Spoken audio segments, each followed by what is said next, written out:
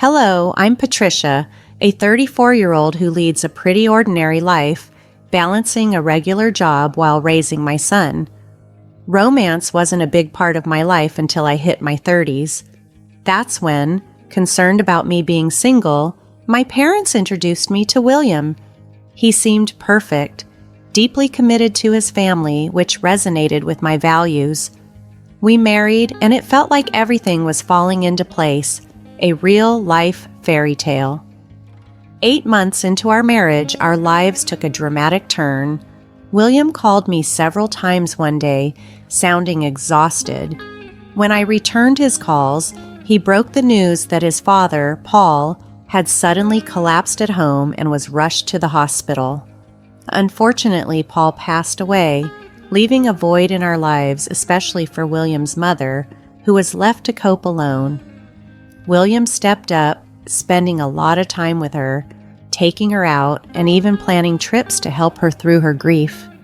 The situation became complicated when I won a trip to the Hawaii through a contest. Instead of seeing it as a chance for us to get away and perhaps heal, William saw an opportunity. He threatened to divorce me unless I allowed him and his mother to go on the trip without me, leveraging the prize to ensure his mother's happiness. His mother seemed quite content with this arrangement, but I was left feeling manipulated and sidelined. Determined not to let them undermine me so easily, I decided to stand up for myself. I wasn't just going to accept their plan without a fight. The situation revealed a side of William that I hadn't anticipated, one that was willing to use emotional blackmail to get what he wanted. This realization was disheartening, but it also steeled my resolve to address the dynamics of our relationship and ensure my own happiness wasn't continually sacrificed. It wasn't that William completely neglected me, but whenever our plans seemed to clash with his commitments to his mother, he invariably chose her side. His typical responses were, "Sorry, Patricia, Mom needs me," or "We planned this with Mom a long time ago." Although I outwardly agreed, inside I was often seething with frustration. Why was it always me who had to bend? Wasn't William's mom being overly demanding? Despite this ongoing issue, William's closeness to his mother was undeniable, and aside from this, our marriage seemed stable. I just assumed that this was the norm for some families. My own little escape became engaging in crossword puzzles that offered prizes. This hobby was especially perfect for times when William was preoccupied with his mom. Occasionally, I'd even win gift cards or meals, which was a nice bonus. Then, one day, I hit the jackpot. I won 2 tickets to the Hawaii. Thrilled, I double and triple checked the win before even thinking about making travel arrangements. Initially, I considered inviting William but hesitated, knowing his tendency to involve his mom in our travels. After some reflection, I decided the tickets would be a wonderful gift for my parents. On my way home, I stopped by their house to deliver the exciting news. Bursting with excitement, I announced, "Mom, guess what? I won tickets to Hawaii." Her eyes lit up with surprise and joy. "Wow, that's fantastic. You and William must be thrilled," she responded. I paused for a moment, then said, "Actually, I want you and Dad to have them." Mom looked genuinely astonished, yet touched by the gesture, unsure of what to say next. "Are you sure?" my mom asked, her voice tinged with surprise and delight when I told her about the tickets. "Absolutely," I replied. "William travels enough as it is. I want you and Dad to enjoy this opportunity." Mom's face lit up with joy, but I noticed a hint of concern on Dad's face. "What's wrong?" I asked, catching his worried expression. "Well, it's a busy time of year at the company. I'm not sure I can take time off right now," Dad explained, his tone apologetic.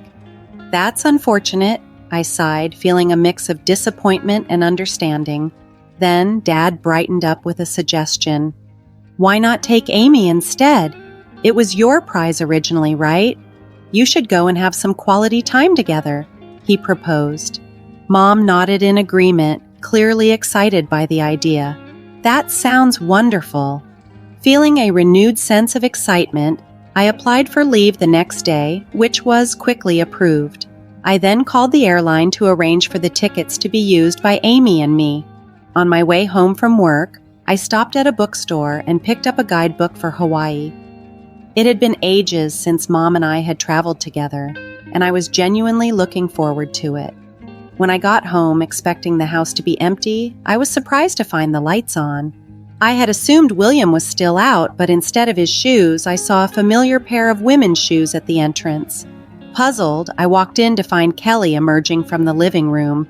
"Patricia, do you know what time it is?" she scolded as soon as she saw me. "Oh, Kelly, I didn't realize you were here," I replied, taken aback by her presence and tone. "It's not just about me being here.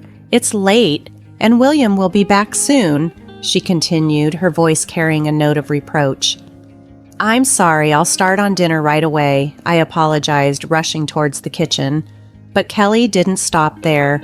She launched into a critique of my absence, making it clear she expected more from me in managing the household.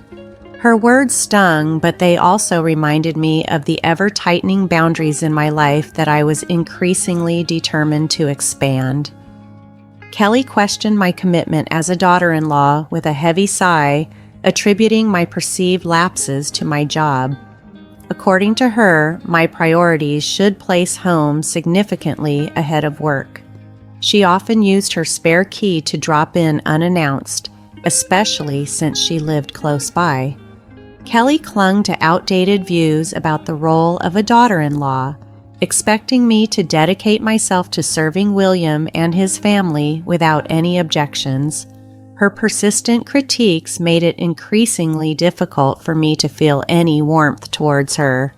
While I was unpacking groceries and starting to prepare dinner, Kelly's voice cut through the air with sudden urgency. "Wait, what's this, Patricia? Are you planning a trip to Hawaii?" She had stumbled upon the guidebook I had just purchased. "Kelly, why are you rummaging through my things?" I asked, frustration coloring my tone. "That's not the point. Why are you planning to go to Hawaii?" she demanded, her voice sharp. "I won a trip in a contest. I was planning to give it to my mom," I explained, trying to maintain my composure. "I haven't heard anything about this. Why should I?" Kelly snapped back, her demeanor confrontational. Our argument was abruptly cut off by William's arrival. Kelly wasted no time in informing him about her discovery, pointing at me accusingly. "William, listen, Patricia's being thoughtless. Did she do something wrong?" she prodded him. William turned to me, his expression stern. "What's going on here?" he demanded. "I won the trip and wanted to give it to my parents, but since Dad can't go, I thought Mom could go with me," I replied calmly, trying to explain the situation before it escalated further. "Why didn't you discuss this with me first?" William asked, his tone a mix of confusion and irritation. "It's my prize, William," I said, my frustration evident as I faced him. "What's the big deal? You always travel with Kelly." "It's not the same. Mom and I only go on trips within the country. We haven't been abroad in years," William countered, his voice rising. "How could you decide this without talking to me?" He slammed his hand on the table, cutting me off. "You're getting too bold for a daughter-in-law. Mom and I are going, and you're staying home, Mommy," he declared, his choice of words making me wince at their childish tone. "Wait a minute, you've had enough of this trip," I said, trying to maintain my composure. "If you're not happy, let's talk about divorce then."